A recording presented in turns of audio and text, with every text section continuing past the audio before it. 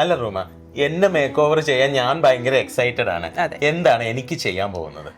വികാസ് ചെയ്യുന്ന make over എന്ന് വെച്ചാൽ ഒരു ഡെയിലി മേക്ക് ഓവറാണ്. ബ്രൈഡ്സ് ഗ്രൂമിനെയൊക്കെ മേക്ക് ഓവർ ചെയ്യുന്ന നല്ല അല്ലേ, അന്നത്തെ ദിവസം ഒരു സ്പെഷ്യൽ ഡേയിൽ നല്ല സൂപ്പർ മേക്ക് ഓവർ ചെയ്യും. പക്ഷേ ഞാനിന്ന് വികാസിന് ചെയ്യാൻ പോകുന്ന ഒരു പെർമനൻറ്റ് മേക്ക് ഓവറാണ്. പെർമനൻറ്റ് മേക്ക് ഓവർ എന്ന് പറയുമ്പോഴത്തേക്ക് നമ്മൾ ശരിക്കും ചെയ്യുന്ന ഒരാളുടെ ഫേഷ്യൽ ഫീച്ചേഴ്സ് കറക്റ്റ് ചെയ്ത് കൊണ്ടുവരിക, ഒരാളുടെ സ്കിൻ ടോൺ കറക്റ്റ് ചെയ്യുക, സ്കിൻ ടെക്സ്ചർ കറക്റ്റ് ചെയ്യുക, അങ്ങനെയുള്ള സർവീസുകൾ 3 സർവീസുകൾ നമ്മളിന്ന് വികാസിന് ഞാൻ ചെയ്യാൻ പോകുന്നത്. ഒന്ന് ഐബ്രോസ് മൈക്രോബ്ലേഡിങ്, പിന്നെ അത് സ്കിൻ ടെക്സ്ചർ കറക്റ്റ് ചെയ്യൽ, പിന്നെ സ്കിൻ ടോൺ കറക്റ്റ് ചെയ്യൽ, അത് സ്കിൻ ടോൺ ബൂസ്റ്റ് ചെയ്യുന്നത്. ഇതൊരു 2-3 മാസം കൊണ്ട് ചെയ്യേണ്ട സർവീസുകളാണ്. ഫോളോ അപ്പ് ചെയ്യണം. തീർച്ചയായിട്ടും ഏതൊരു സ്കിൻ ട്രീറ്റ്മെന്റിനും നമുക്ക് ഫോളോ അപ്സ് വളരെ കമ്പൽസറി ആണ്, ഇമ്പോർട്ടൻ്റ് ആണ്. മാത്രമല്ല ഹോം കെയർ.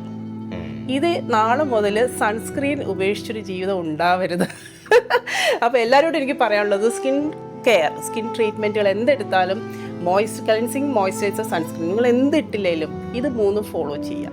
അപ്പോൾ വികാസത്തിനുള്ള സമയം ഇനി ഉണ്ടാവുമെന്ന് എനിക്കറിയത്തില്ല. സമയം കണ്ടെത്തി ചെയ്യുക. അങ്ങനെയാണ് നമുക്ക് സ്റ്റാർട്ട് ചെയ്യാം. ഉറപ്പായിട്ടും. കാര്യം നല്ലൊരു ക്യാൻവാസിലാണല്ലോ നല്ല പെയിന്റിങ്സ് ഉണ്ടായിക്കൊണ്ടിരിക്കുന്നത്. തീർച്ചയായിട്ടും നല്ലൊരു ക്യാൻവാസ് ഉണ്ടെങ്കിലേ നിങ്ങൾക്ക് നല്ല രീതിയിലൊരു പെയിന്റ് ചെയ്യാൻ പറ്റുള്ളൂ.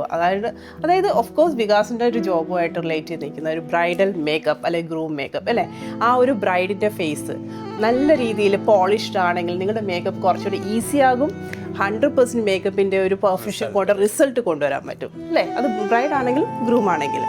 അപ്പോൾ നോർമൽ അതാണ് ഞാൻ പറഞ്ഞത്, സ്കിൻ ഹെൽത്ത് എന്ന് പറയുന്ന ഒരു പ്രത്യേക കാറ്റഗറൈസ് ചെയ്യേണ്ട കാര്യമില്ല. നമ്മളെല്ലാവരും നമ്മുടെ ബോഡിയുടെ ഹെൽത്ത് മെയിൻറ്റെയിൻ ചെയ്യുന്ന പോലെ തന്നെ സ്കിൻ്റെ ഹെൽത്തും നമ്മൾ തീർച്ചയായിട്ടും നമ്മൾ കൊണ്ടുപോകണം. ഹെൽത്തും അതേപോലെ തന്നെ എന്താ പറയുക, നമ്മുടെ സ്കിൻ ടോൺ ബൂസ്റ്റ് ചെയ്യാൻ താല്പര്യമുള്ളവർക്ക് അതിനുള്ള ട്രീറ്റ്മെൻറ്റ്സുകൾ ഒത്തിരി അവൈലബിൾ ആണ്. സ്കിൻ ടെക്സ്ചർ ചേഞ്ച് ചെയ്യാൻ ഇപ്പോൾ ഒത്തിരി ട്രീറ്റ്മെൻറ്റ്സ് ഇപ്പോൾ സ്കിൻ റിലേറ്റഡ് വന്നിട്ടുണ്ട്. അപ്പോൾ നമ്മളത് യൂസ് ചെയ്യുക. പ്രത്യേകിച്ച് നിങ്ങളുടെ സ്പെഷ്യൽ ഡേ, പ്രത്യേകിച്ച് ബ്രൈഡ്സ് ആണെങ്കിലും ഗ്രൂം ആണെങ്കിലും ഇതുപോലെ ഒരു 3 months ബിഫോറൊക്കെ ഇതുപോലെ ട്രീറ്റ്മെൻറ്റ് സ്റ്റാർട്ട് ചെയ്യുകയാണെങ്കിലും നിങ്ങളുടെ ആ ഒരു സ്പെഷ്യൽ ഡേയിൽ വളരെ ഭംഗിയായിട്ട് മേക്കപ്പിൻ്റെ കൂടെ നിങ്ങളുടെ സ്കിന്നിൻ്റെ കൂടെ കറക്റ്റ് ആകുമ്പം സൂപ്പർ റിസൾട്ടായിട്ട് നമുക്ക് കൊണ്ടുവരാൻ പറ്റും. അതായത് നല്ലൊരു പെയിൻറ്റിങ് നിങ്ങൾക്കും കൊടുക്കാൻ പറ്റും അല്ലേ. സത്യമാണ്. എൻ്റെ പല ബ്രൈഡ്സിനും നമുക്ക് മേക്കപ്പ് ചെയ്യുമ്പോൾ അത്രയും പെർഫെക്ഷനായിട്ട് എനിക്ക് കിട്ടിയിരിക്കുന്ന റിസൾട്ട്, അത് നല്ലൊരു സ്കിൻ കെയർ അവർ മാസങ്ങൾക്ക് മുമ്പ് തുടങ്ങിയപ്പോൾ തന്നെയാണ്. അതെ ഇങ്ങനെ സംസാരിച്ചിരുന്നാൽ മതിയോ, നമുക്കൊന്ന് തുടങ്ങണ്ടേ സർവീസൊക്കെ? തുടങ്ങാം.